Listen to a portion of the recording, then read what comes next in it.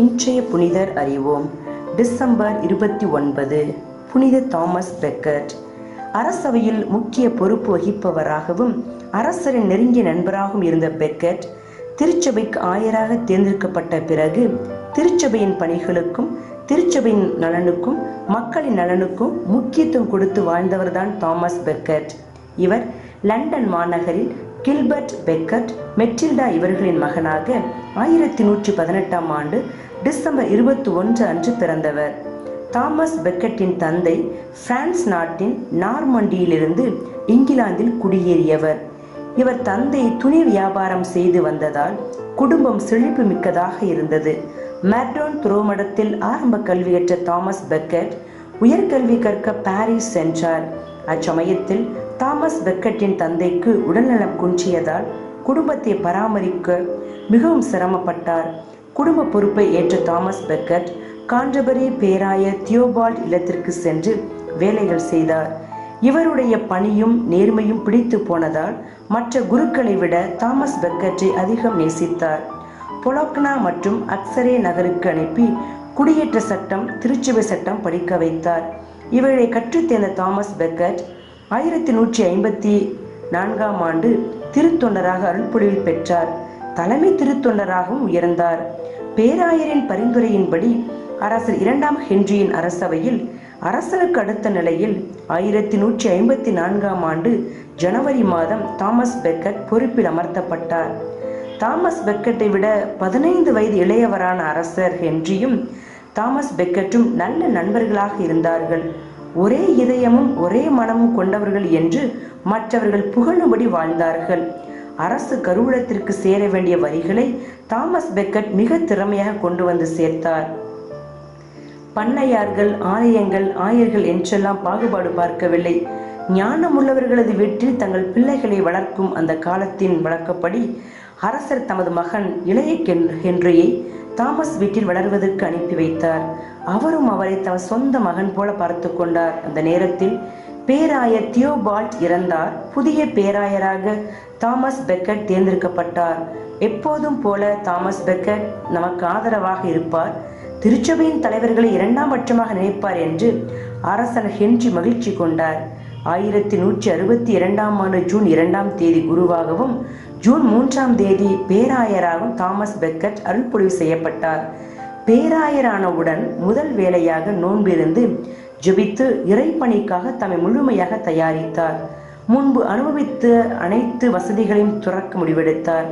அரசவையில் தான் செய்து வந்த வேலையை துறந்தார். இதை எதிர்பார்க்காத அரசன் ஹென்றி அதிர்ச்சியில் உறைந்தார். சிக்கல் முளைவிட ஆரம்பித்தது.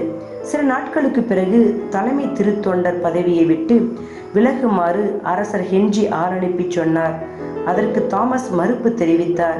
எமது மறைமாவட்டத்திற்கு உட்பட்ட பரிபோன தோட்டங்களை பறிமுதல் செய்ய அரசர் வெளிப்படையாக அனுமதிக்க வேண்டும் என்று கூறினார். இதை அரசர் விரும்பவில்லை.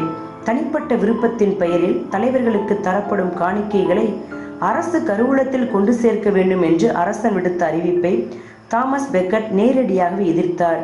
இப்படி தொடர்ந்து இருவருக்கும் இடையே மோதல் வளர்ந்தபடியே இருந்தது. எல்லா ஆயர்களையும் 1163 ஆகஸ்ட் 1 தேதி வெஸ்ட் மினிஸ்டரில் அரசர் கூட்டினார். அதில் குருக்கள் தவறிழைத்தால் அவர்களை இந்நாட்டில் உள்ள நீதிமன்றத்தில் விசாரிக்க வேண்டும் என்று அறிக்கை வாசித்து அதில் அனைவரையும் கையெழுத்திடச் சொன்னார்.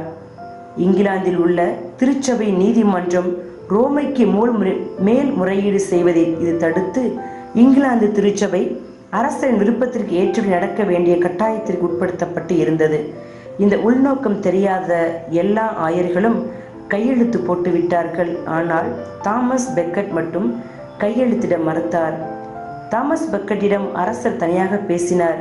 அவர் சம்மதிப்பது போல தலையை ஆட்டிக்கொண்டார். ஆனால் இறைவனது திருவுளம் என்ன என்பதை அவர் அறிந்த பிறகு அதனை வெளிப்படையாகவே மறுத்தார். அரசரின் முடிவை துணிவுடன் எதிர்த்தார். இதனால் நீதிமன்ற அவமதிப்பு என்று கூறியும் இதுவரை கைக்கு வந்துள்ள பணத்திற்கு கணக்கு கேட்டும் பெரும் தொகையை அபராதமாக விதித்தார். தான் குற்றவாளி இல்லை என்று நிரூபித்த பிறகும் புதிதாய் வழக்கு ஜோடிக்கப்படுவதைக் கண்டு தாமஸ் பெக்கெட் துயருற்றார். உயிருக்கு ஆபத்து ஏற்படுகிறது என்று தெரிந்தும் 1164 அக்டோபர் 13 பிரான்சுக்கு ஓடினார். அங்கே அரசர் 7ஆம் லூயிஸ் ஆதரவு அளித்தார். திருத்தந்தை 3ஆம் அலெக்சாண்டரை சந்தித்து நிலைமையை விளக்கினார். திருத்தந்தை தாமஸ் பெக்கெட்டை அன்புடன் ஏற்றுக்கொண்டார். அரசனுடன் 4 ஆண்டுகள் சமாதான பேச்சுவார்த்தை நடைபெற்றது. இதற்கிடையில் தாமஸ் பெக்கெட்டின் அனைத்து சொத்துகளையும் அரசாங்கம் எடுத்துக்கொண்டதுடன் அவரின் உறவினர்களையும் நாடு கடத்தி இருந்தார்கள். சமாதானம் ஏற்பட்ட பிறகும் தாமஸ் பெக்கெட் மீண்டும் 1170ஆம் ஆண்டு கான்டர்பரி வந்தார். அப்போது மற்றொரு சிக்கல் உருவானது.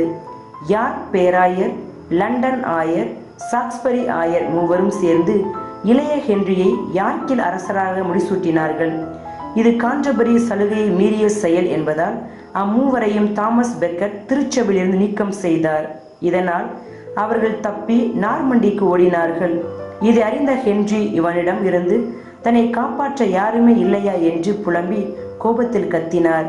அரசனின் வேதனையை பொறுக்க முடியாத 4 தாமஸ் பெக்கெட்டிடம் இருந்த ஆலயத்திற்கு சென்றார்கள். 1170ஆம் ஆண்டு டிசம்பர் 29ஆம் நாள் மாலை ஆராதனையில் இருந்த பேராயர் தாமஸ் பெக்கெட்டை பீடத்திலேயே வைத்து வாளால் வெட்டி கொலை செய்தார்கள். திருச்சபையின் மாண்பை கட்டிக்காத்த தாமஸ் பெக்கெட்டை திருத்தந்தை 3ஆம் அலெக்சாண்டர் 1173 பிப்ரவரி 21 அன்று புனிதராக உயர்த்தினார். புனிதரிடமிருந்து கற்போம். மனிதர்களுக்கு உண்மையாக அல்ல, கடவுள் நமக்கு கொடுத்த பொறுப்பில் உண்மை உள்ளவர்களாக இருப்போம்.